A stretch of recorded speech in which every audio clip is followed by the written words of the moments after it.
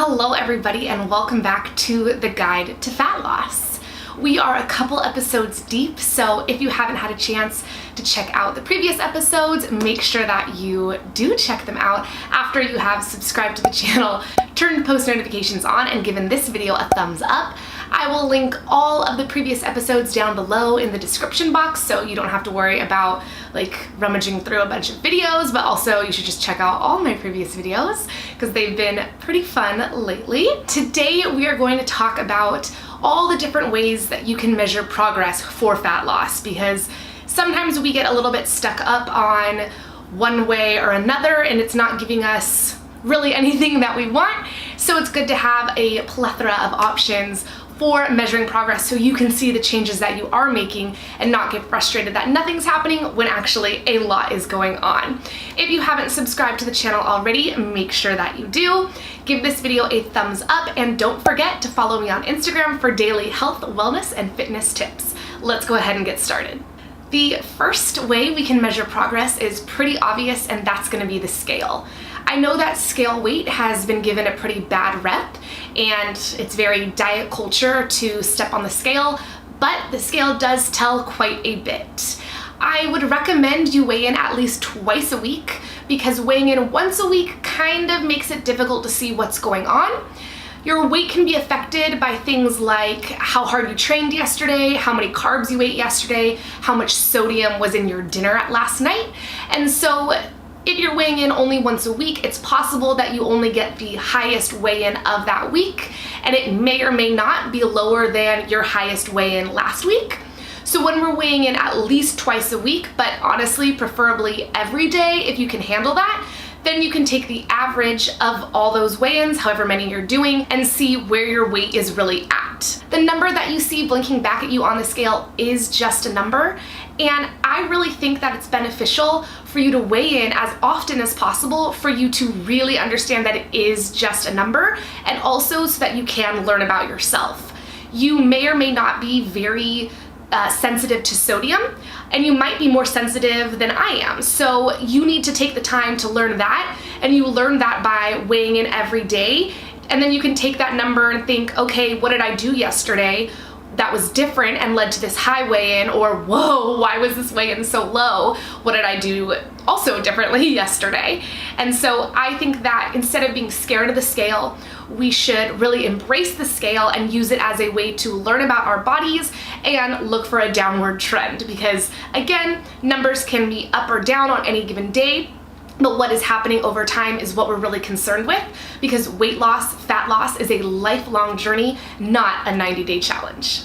Things that you do want to keep in mind when weighing in is you do want to keep it as consistent as possible. You don't want to be comparing your morning weight before breakfast only after going to the bathroom to your after lunch weight. Those aren't the same. You're not at the same point right now. You want to always be taking your weight at the same time, which would preferably be upon waking, go to the bathroom, maybe brush your teeth, and step down onto the scale in whatever you're comfortable with, but in always the same thing. I pretty much just wear my underwear so that it's not really making any sort of a difference in whatever that number that comes back. But what you don't want to do is sometimes weigh in before breakfast, sometimes weigh in after breakfast, sometimes weigh in with all your clothes on, sometimes weigh on with nothing on, because those numbers aren't really comparable. The second way that we can measure progress is actually my preferred way of measuring progress, and that would be your clothes. Most of the time we are weighing in next to nothing, if not nothing, but that's not how we spend the majority of our time, and that's not how we present ourselves to the public. When we go out to the mall, when we go out to dinner, when we go on a date, when we're hanging out with our friends, we're in clothes. So if your clothes are getting bigger, if your clothes are fitting you differently, then something is going on. Even if your jeans are getting tighter, that would be a sign that something is going on, and we can use that as an indicator that maybe we need to dial things back in and pay a little bit more attention to how we're measuring out our food and how we're logging everything. Most of us have a pair of jeans in the closet that might have fit us really well in high school, but we haven't exactly tried on in a couple of years. If you can pull that pair out and try them on, they're either going to be getting closer to fitting, maybe they're getting higher up on your body, or they are going to fit, and that's going to be a great sign that things are moving in the right direction and fat loss is occurring. Another option we have for measuring progress is taking progress photos. These first three, I want to make really clear, are very easy to do on your own. You can take your own scale weight, you can try on your own clothes, and you can most definitely take your own photos or videos. So let's say our third way of measuring progress is to take progress photos or videos. I do both. And there is a benefit to both, I would say. The video is nice because you can see kind of how everything moves together. The photos are nice because you can just see what you look like. That's what I look like from the front, that's what I look like from the side, that's what I look like from the back, you know? Obviously you can get that in a video, but it is a little bit different, so I would maybe suggest doing both. Lighting is going to be crucial for your check-ins. I just posted a physique check-in and I really think the lighting was just terrible. The lighting in my house is just really weird, so I don't know how to exactly fix that problem, but keep in mind that better lighting is going to make you look better, and really harsh lighting is going to really wash you out and show every imperfection. So maybe you're looking for something in between, so you're not just on this like super high that you look super amazing because the lighting is really dark and dim, but you're also not just going crazy in your head because the lighting was so harsh and your background was so white that you look completely washed out and just soft, because both of those things can happen. But if you are taking progress photos, then you can take one every single week, every single Monday before you work out, and compare those over time. I think that's something I'm gonna try to do so I can really see that 6-week progression at a time, or a year-long progression. Like 52 weeks of photos is really going to show you something. And what I really like about photos is sometimes it gets really hard to see the daily changes, but when you're presented with 2 photos, one from 5 weeks ago and one from today, it's really easy to be like, oh, something is going on, even if I can't see it in my head, because we see ourselves every day. It's really easy to not see those small changes that do add up over weeks, over months, over years. And it's really easy to get in our heads and think that nothing is going on, but those photos will tell you a different story. So I really like taking photos because it's very simple. It takes about 2 seconds. Everybody has an iPhone or a phone that takes photos, and so everybody can take a photo and then just save it on your phone. It's not like you have to pay money for any of that. So I really like taking progress photos as a means of judging progress. Our fourth way of measuring progress is a little bit more difficult. You can do it on your own, but some of it might be easier with somebody else, and that would be circumference measurements. Circumference measurements means measuring how big certain areas of your body are. So when you are doing this, you're gonna wanna stick to one side or the other and not do like your right quad but your left bicep, because it's just kind of confusing. And you also want to make sure that every time that you are taking measurements, you are doing the right quad, right bicep, right whatever, and not moving like 1 week right side, 1 week left side, because they might be different. You could measure both sides, that's always an option, but that takes a little bit more time. I find it easier to just do the right side and then move on with it. So I would suggest measuring your quad, measuring your hips, your butt, your bicep, and maybe your shoulders. Your shoulders are a little bit more difficult to measure by yourself, but it can be done. You also don't need to do that one if you don't have somebody to help you with, or it is too difficult to do on your own. But taking circumference measurements, I would say once a month, every 6 weeks, whatever feels right for you, is gonna help you see the small centimeter changes that are happening over time and are really difficult to see the millimeter of change that's happening every single day. Our fifth way of measuring progress is going to be through body fat measurements. Now, this pretty much is going to require that you have somebody else to help you. You can do the like handheld bioimpedance, whatever it is, measurements, but that's going to be really skewed very easily by how much water is in your system, how much water you drink before bed, or if you drink any water in the morning. So that's not my favorite way to take body fat. I prefer using calipers, but you definitely do need somebody else to help you if you're going to be taking caliper measurements for your body fat. I have my boyfriend help me. We do a 7-site, plug it all in, see what it is. And then I know some people will do that every week, but that's just doing too much for me.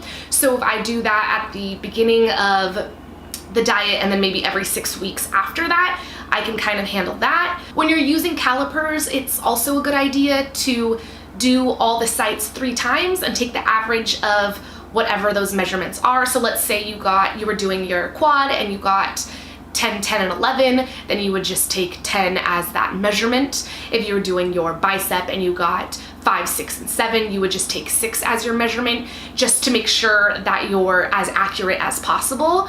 If you can't do that, it's not the end of the world. I actually don't do that for myself, so it's an option, but you don't have to do it. Keep in mind that any way of measuring progress that involves numbers, like the scale weight, circumference measurements, or taking your body fat, we're not looking for a specific number, and quite frankly, it doesn't matter how accurate or spot on the numbers really are. What matters is that the means of measurement is consistent, so you're always using the same scale, always measuring on the right side of the body, always using the same tape measure, always taking 3 measurements or not. We're looking for a trend, not a specific number. So if you weigh in on the scale at 150, but you're really in all actuality 149, it doesn't really matter, because over time that 150 will go down, which means over time the 149 is going down. So if your scale is off a little bit, it's going to always be off a little bit. And so again, we're just looking for the trend.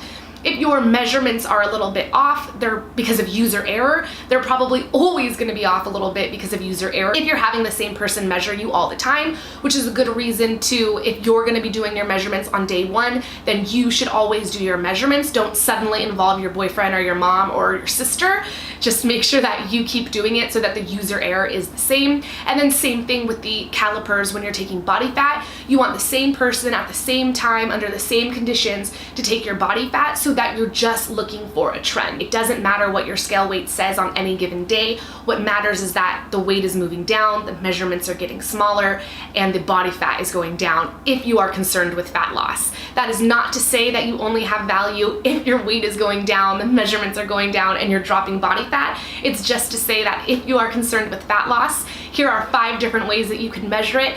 Don't really put too much weight on any of them. Look for a trend. If the trend is going up, that does mean something. So take that as a sign that you need to maybe revisit how you're weighing versus measuring things, how you're logging food, if you're sneaking in snacks and bites of everybody else's food and not tracking that. Use that as a sign to reflect. Same thing with your circumference measurements. If they're starting to go up, if you see a trend that they're going up, that means not one day, one time you took measurements, they went up. That means over time your measurements went up. Take that as a sign of what's exactly going on with my training, what's exactly going on with my food. Maybe I need to restructure things. So I hope this video was helpful for you guys. I know that it can be really easy to get stuck on the scale or to really fear the scale, and so I just wanted to offer you guys a couple different ways to measure progress. All of them are very valid. You can also use comments that friends and family are making, but I don't really like that because friends and family sometimes have a different view of what they think you should look like versus what you think you should look like, and what you think you should look like should always win. So progress photos are really good for that, because you can see if over time, that's the key, over time, things are happening like you want them to. So make sure that you are always working for you. Make sure that your goal is always the goal that you want and what you want to achieve, and not what you think the world wants you to look like, because the world doesn't matter and they honestly don't know you. All right, that's gonna wrap up our video. Those are 5 different ways to take progress. Comment down below and let me know what your favorite way to measure progress is. Make sure you're subscribed to the channel. Make sure you're following me on Instagram. Turn post notifications on and give this video a big thumbs up. Old episodes are linked below. I will see you guys next time.